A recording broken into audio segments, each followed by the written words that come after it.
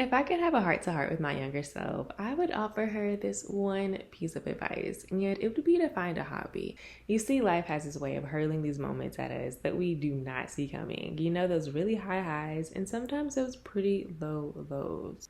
It's those low moments, the ones that arrive with these sudden gusts of change and loss that leave us grappling for a solid ground.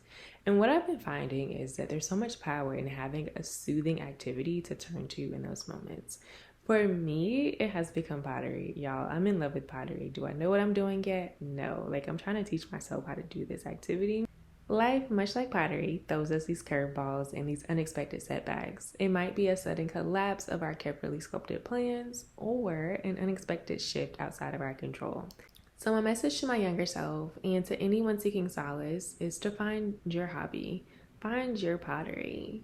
Give yourself the space that you need to disconnect from the noise and the worry and to understand your unique needs in this season of your life.